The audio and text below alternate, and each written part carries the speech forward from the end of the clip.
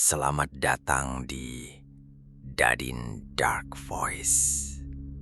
Tempat di mana cerita bukan sekadar fiksi, tapi mungkin terjadi padamu. Di kampung tempat aku tinggal, ada satu gang yang dari dulu emang udah dikenal serem. Namanya Gang Kamboja. Dan letaknya ada di pojokan kampung yang jarang dilewatin orang, apalagi malam-malam.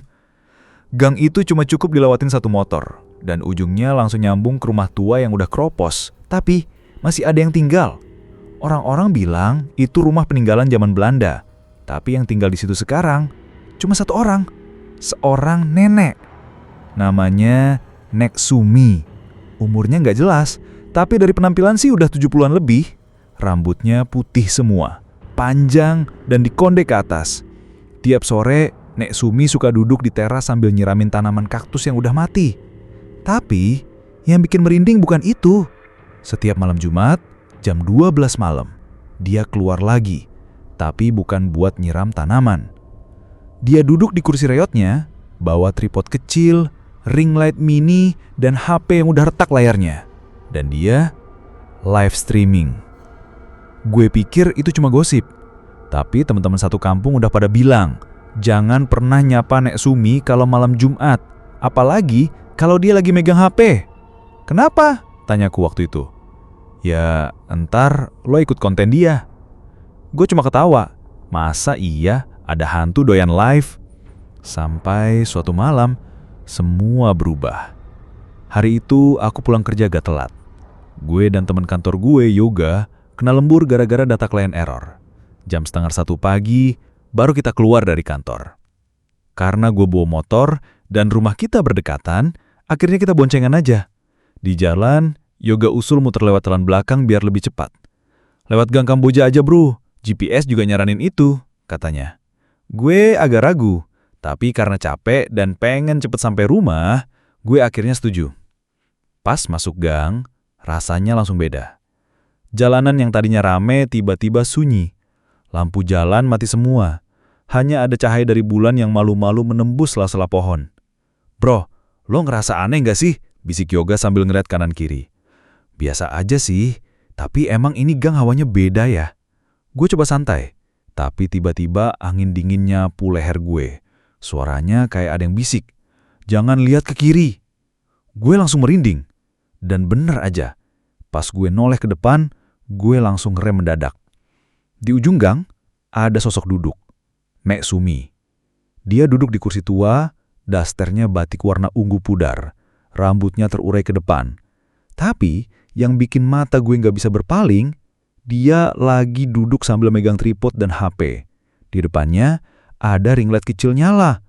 Dan yang lebih serem lagi, dia make up-an. Bedaknya tebel, alisnya digambar sampai ketemu.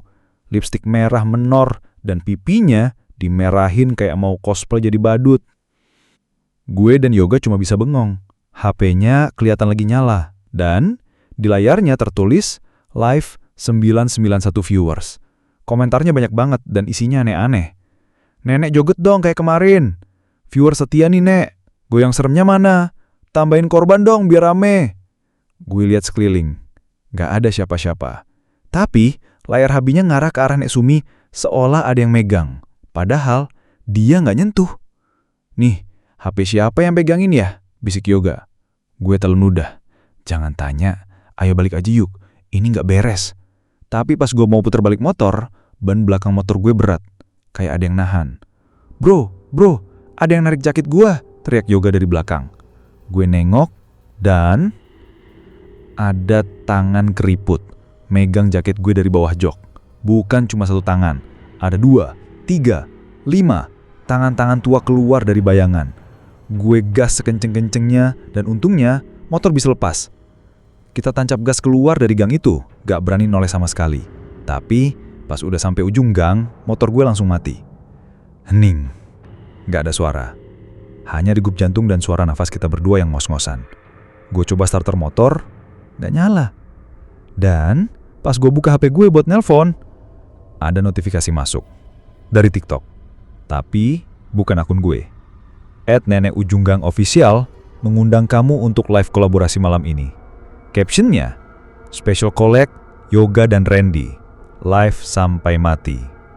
Gue lempar HP gue ke tanah, jantung gue mau copot. Yoga duduk gemeteran sambil ngeliatin tangannya sendiri. Tangan itu bro, masih kerasa nariknya, sumpah. Gue bener-bener gak bisa mikir, apa yang barusan gue lihat itu beneran?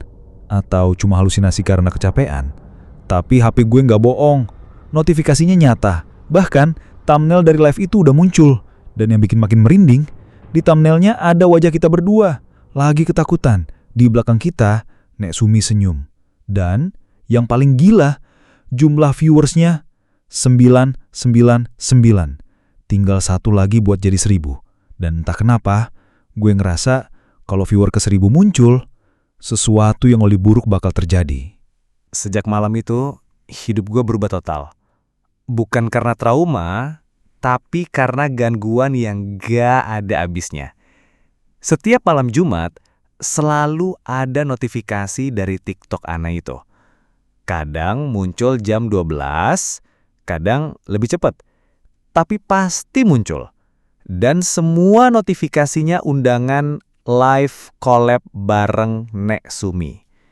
Gue udah uninstall TikTok, restart HP, reset kesetelan pabrik, tapi besoknya aplikasi itu muncul lagi. Logonya beda, bukan yang warna-warni, tapi ikon kepala nenek senyum. Yoga, dia lebih parah. Dia sampai ngungsi ke rumah bibinya di kota sebelah. Tapi beberapa hari kemudian, dia nelpon gua dengan suara panik. Randi, lo inget kan viewer live Nek Sumi waktu itu? 999? Kenapa? Barusan HP gue bunyi, ada notifikasi, dan sekarang jumlah viewernya 1000. Gue langsung keringetan, bulu kuduk naik, bahkan sinyal di kamar langsung hilang semua. Nah, terus gue coba lihat akun TikToknya, dan thumbnailnya ganti. Ganti? Iya, sekarang fotonya gue sendirian. Hening. Gue diem, badan gue mulai lemas. Tapi sebelum gue sempet jawab, Yoga bilang satu hal yang bikin gue gak bisa tidur. Dan, Randi, live-nya lagi berlangsung sekarang. Gue gak login, tapi somehow HP gue nge-live sendiri. Gue bisa ngeliat muka gue sendiri lagi duduk di kursi Nek Sumi.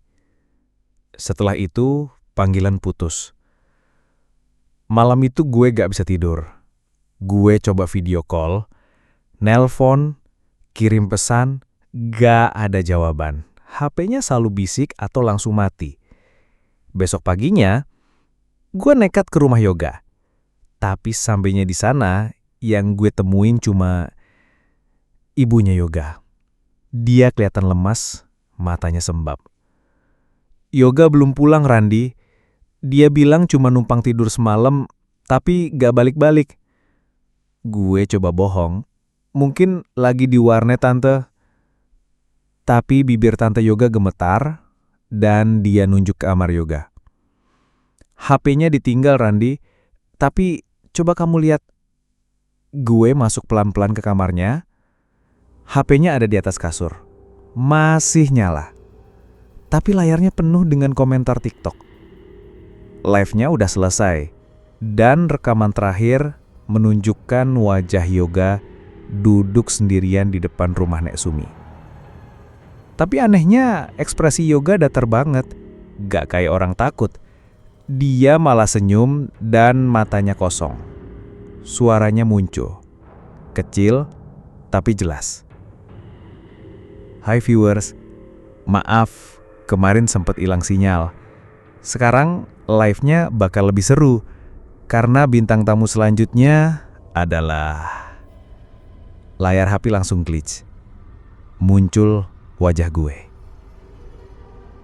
Hari-hari berikutnya gue jadi paranoid.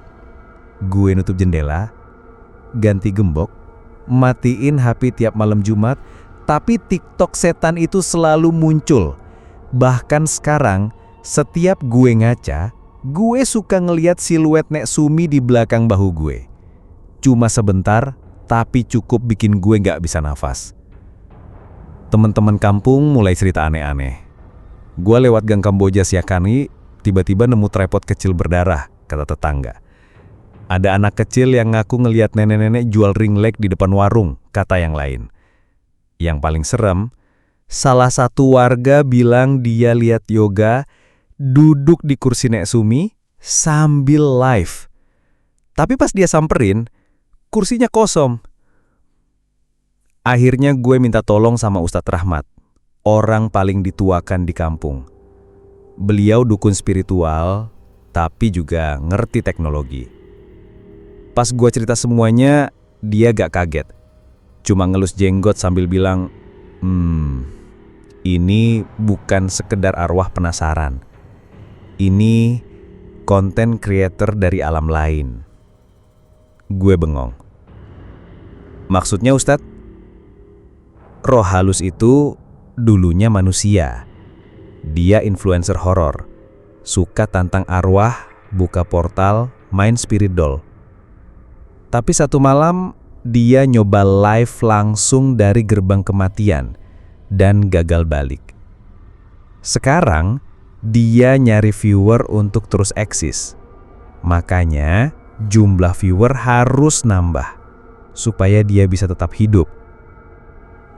Kalau udah 1 juta viewers, Ustadz Rahmat cuma natap kosong. 1 juta viewers berarti 1 juta jiwa. Gue gak bisa nafas. Terus gue harus gimana Ustadz? Gak ada yang bisa ngelawan algoritma dari alam gaib, nak. Tapi kamu bisa akali dengan satu hal. Apa? Jangan pernah nonton live-nya. Jangan buka, jangan lihat. Dan yang paling penting, jangan pernah nyapa dia kalau kamu lihat dia lagi duduk di kursi itu. Karena sekali kamu nyapa, kamu udah jadi bagian dari kontennya. Malam itu gue bertekad untuk gak sentuh HP sama sekali. Gue matiin semua lampu, pakai penutup mata, bahkan pasang earphone buat denger suara hujan dari YouTube yang udah gue download jauh-jauh hari. Tapi jam 00.1 HP gue bunyi. Gak ada notifikasi, cuma bunyi alarm kecil dengan suara aneh, suara ketawa pelan. Gue buka mata. Jantung gue hampir copot. Ada tripod berdiri di pojok kamar dan ring light-nya nyala. Gue nggak bisa gerak. Di pojok kamar, tripod kecil berdiri sendiri. Ring light-nya nyala samar, kekuningan, berputar pelan kayak mau mulai syuting. Padahal, gue jelas-jelas nggak pernah punya tripod, bahkan nggak pernah beli. Tapi yang bikin jantung gue makin deg-degan, tripod itu mengarah ke kasur gue. Tepat ke arah gue yang lagi duduk dengan mata membelalak dan keringet dingin ngucur deras. Gue pengen kabur, tapi kaki gue berat banget, kayak ada tangan yang narik dari balik kasur. Gue coba ambil HP, yang tadi gue matiin, sekarang nyala sendiri. Layarnya gelap, tapi ada bayangan. Bayangan gue lagi live. Di layar tertulis, @nenekujunggang.official is live, featuring Randy. Viewers 1023. Dan yang bikin gue mau pingsan, gue belum nyalahin kamera apapun, tapi muka gue jelas-jelas lagi ditayangin ke orang-orang. Bahkan backgroundnya kamar gue, posisi kasur dan tripod yang tadi berdiri, semua ada di layar. Gue coba nutup HP-nya, tapi jari gue tembus layar, kayak nggak nyata, seolah HP itu udah bukan alat elektronik biasa. Gue akhirnya nekat lari keluar kamar, tapi pas gue buka pintu, Gang Kamboja. Bukan lorong rumah gue, bukan dapur, bukan ruang tengah, tapi Gang Kamboja. Tengah malam, lengkap dengan kabut tipis, suara jangklik berhenti, dan kursi reot di ujung. Dan duduk di sana Nek Sumi. Kali ini dia nggak sendirian, Yoga ada di sebelahnya. Duduk, kaku, senyum. Matanya kosong, tapi sesekali melirik kamera. Di depannya ada ring light besar, seperti alat syuting beneran. Nek Sumi melambaikan tangan ke arah gue. Ayo Randy, kamu segmen terakhir malam ini. Gue melangkah mundur, tapi dinding di belakang gue nutup sendiri. Gue nggak punya pilihan lain selain melangkah maju. Kaki gemetar, jantung berdebar. Gue bisa denger bisik-bisik dari segala arah.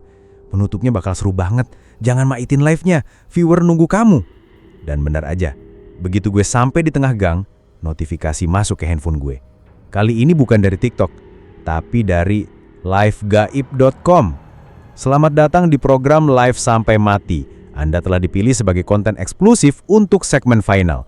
Bersiaplah menjadi viral selamanya. Gue udah gak bisa mikir. Tiba-tiba ring light makin terang, terlalu terang sampai bikin mata gue pedih. Dan suara Nek Sumi makin jelas, makin dalam. Mulai. Tiba-tiba gelap. Gue bangun, napas ngos-ngosan. Keringat dingin ngebasahin bantal. Tapi anehnya gue udah di kamar lagi. Nggak ada tripod, nggak ada HP nyala, nggak ada gang gelap. Semua normal. Cuma mimpi. Gue lari ambil HP. Nggak ada aplikasi TikTok, nggak ada notifikasi, bahkan galeri kosong. Gue senyum lega. Akhirnya selesai juga. Sampai gue buka kaca rias kecil di meja. Ada stiker kecil nempel di ujung cermin. Tulisan tangan, tinta merah. Kamu udah live. Terima kasih udah jadi bagian dari konten nenek. Jangan lupa share ya. Terima kasih banyak ya sudah setia mendengarkan sampai akhir. Jangan khawatir, meskipun ceritanya bikin bulu kuduk berdiri, aku akan selalu berusaha menyajikan konten horor yang seru dan berkualitas buat kalian. Jadi, jangan lupa, kalau kalian suka dengan cerita ini, klik tombol like, tinggalkan komentar di bawah pengalaman horor kalian sendiri, dan yang paling penting, subscribe channel ini biar gak ketinggalan cerita-cerita menyeramkan berikutnya. Nyalakan juga lonceng notifikasinya ya. Sampai jumpa di cerita selanjutnya. Tetap hati-hati dimanapun kalian berada, karena kadang misteri itu lebih dekat dari yang kita bayangkan. Selamat beraktivitas dan sampai jumpa.